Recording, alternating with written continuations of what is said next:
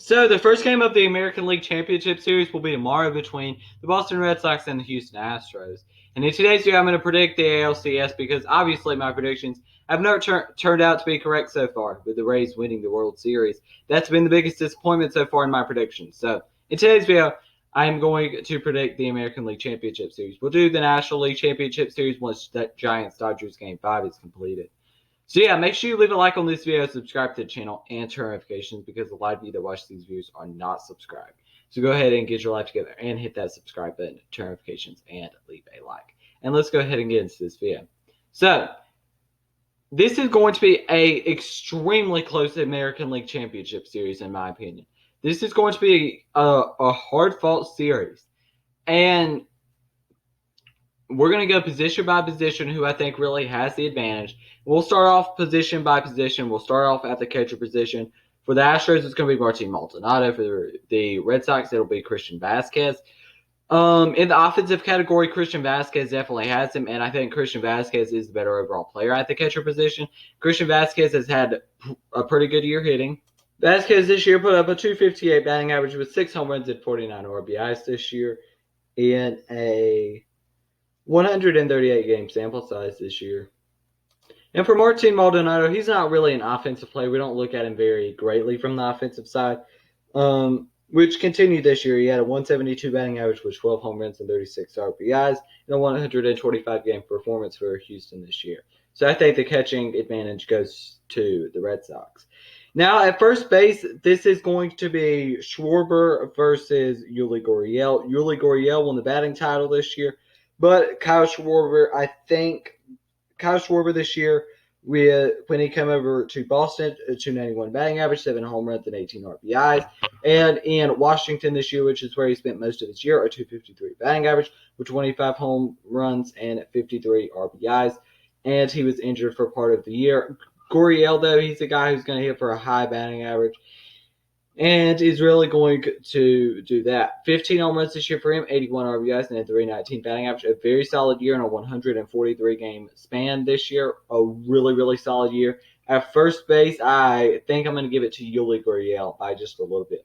At second base, it's Jose Altuve versus, Kiki Hernandez, I guess. And there's as big of an impact as Kiki Hernandez has made with 20 home runs, 60 RBIs, and a 250 batting average in the regular season, and as long with the postseason, it's still Jose Altuve. That's the better second baseman. That's pretty obvious. Altuve had a down year last year in 2020, but that was only 60 games. And in 2021, this year, 31 home runs, 83 RBIs, and a 278 batting average. A very good year from Jose Altuve. At shortstop, it's going to be Correa versus Alexander Bogart, which is an extremely, extremely close. Bogart's not very good defensively. We know that. And the biggest concern with Carlos Correa is the injury concerns with him. That's the big concern with him. And for Bogart this year, a 295 batting average with 23 home runs and 79 RBIs this year. And for Carlos Correa, who I think is the better shortstop, by the way, 26 home runs, 92 RBIs, and a 279 batting average. This year really showed for Carlos Correa what he can do when he's fully healthy. And that's what we've really been looking for with him. At third base, it's Alex Bregman versus Rafael Devers. I'm going to give the slight edge to Rafael Devers here. But this is extremely close. Bregman is a guy who's very, very good. This is a close race.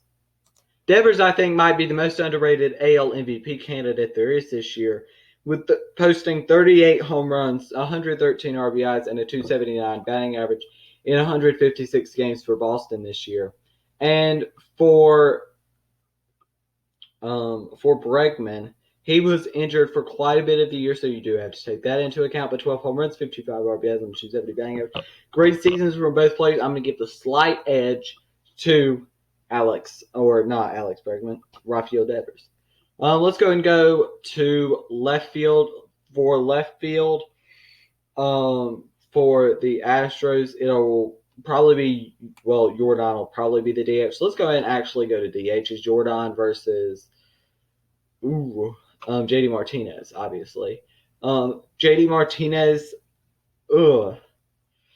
this is really close here because JD Martinez definitely is more established as a player, but Yordan Alvarez is also very, very good. I'm going to give it to JD Martinez just because of all the years that he's done it before, but still, very close race. Very close race here. Let's go ahead and go now we can go to center field. Alex Verdugo and Chas McCormick or whoever's going to be out there. It's obviously going to be the center fielder in the Mookie Betts trade, Alex Verdugo. In right field, it's going to be Renfroe, and or left field is going to be Kyle Tucker. Right field is probably going to be. And Renfroe this year, may I also say, great year, 259 batting average, 31 home runs, and 96 RBIs. The Rays didn't even think about bringing this guy back, and he had a phenomenal year this year. Oh, right field is going to be Kyle Tucker because Michael Brantley. Kyle Tucker this year had a 30 home runs, 92 RBIs, and a 294 batting average. Extremely close here. Oh, I'm going to give it to Kyle Tucker. I think he is the better player. Michael Brantley on the year for the Astros in left field. Let's go ahead and move over there to left field. And Michael Brantley on the year had 8 home runs, 47 RBIs, and a 311 batting average. Obviously, he's a guy that hits for a high average. He's not going to be somebody that's going to hit a lot of home runs. I guess technically left field is Kyle Schwarber and first base is Bobby Dahlbeck, if we really want to get specific. So Kyle Schwarber, he has the advantage over Michael Brantley, in my opinion. But that changes for first base for sure. Yuli Gurriel is over Bobby Dahlbeck. As good as a season that Dahlbeck really had towards the end of the year. And for this series, I think that this is going to be a close series, but I think a lot of it's going to matter on the bullpen for both teams. The bullpen for both teams is the question mark for both sides.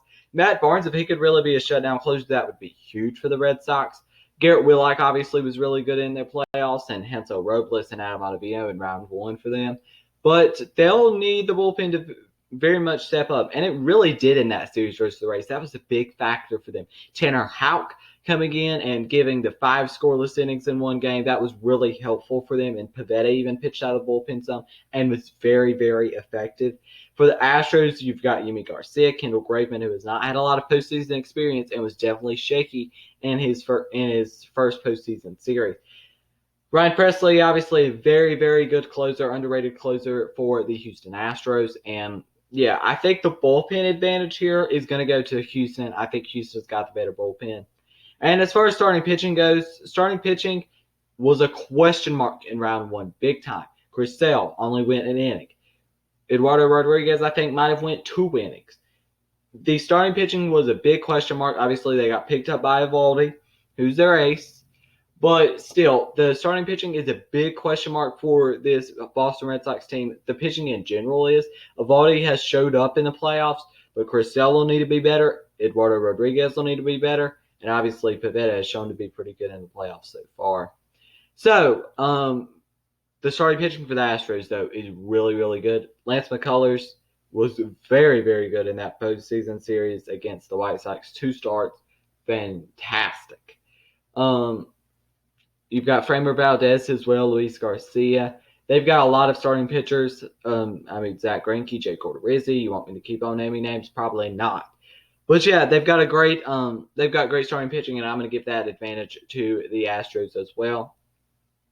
So winning this series at 7 games, I think, is the Houston Astros, and they'll be advancing to the World Series. Now, if the Dodgers do advance to the National League Championship Series, I think it would be a fun matchup between the Dodgers and the Astros. Obviously, I would love to see the Braves win, though, because the Braves are my favorite team. So, Braves. As a Braves fan, I'm really hoping for a Giants win tonight. The Giants, I think, are a little easier than the Dodgers, but neither are easy at all. So, yeah. But just considering the way we've played the Dodgers the last couple of years, it's been awful. We've lost to them 2 straight years.